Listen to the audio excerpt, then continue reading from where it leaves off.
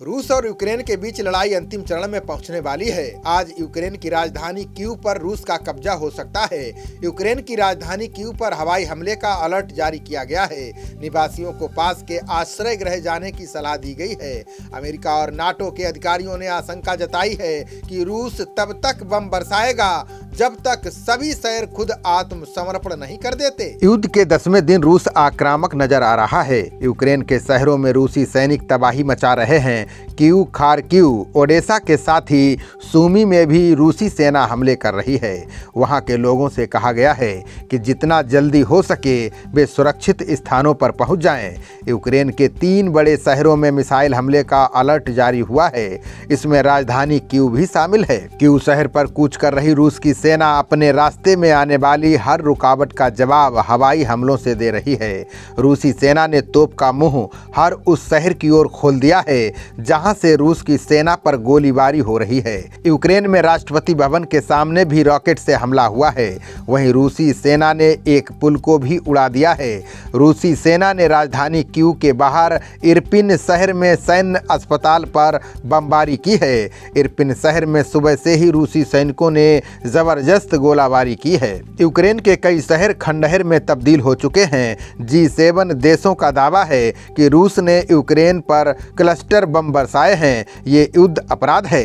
वहीं रूसी रक्षा मंत्रालय ने कहा है कि उसने पूर्वी यूक्रेन पर ड्रोन से अटैक कर आइदर बटालियन पोस्ट को तबाह कर दिया है। अब अमेरिका और नाटो ने आशंका जताई है कि रूस तब तक बम बरसाएगा जब तक सभी शहर खुद आत्मसमर्पण नहीं कर देते।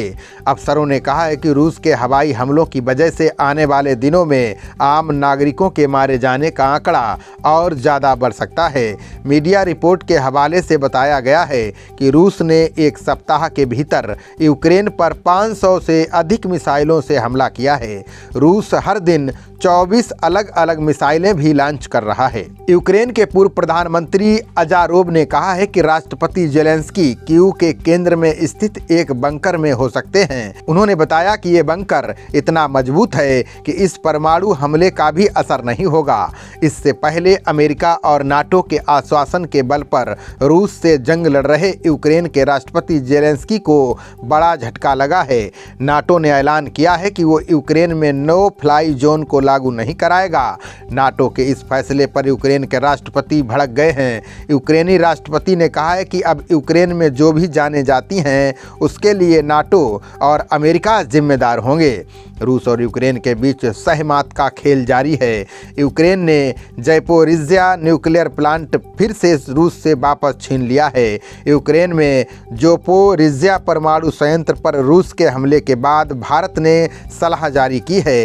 विदेश मंत्रालय ने कहा है कि परमाणु केंद्रों से संबंधित किसी भी दुर्घटना के जन स्वास्थ्य और पर्यावरण पर गंभीर परिणाम हो सकते हैं। भारत ने कहा है कि संयुक्त राष्ट्र सुरक्षा परिषद को यूक्रेन में पैदा हो रहे मानवीय संकट को समझना चाहिए। खबरों का सिलसिला जारी रहेगा।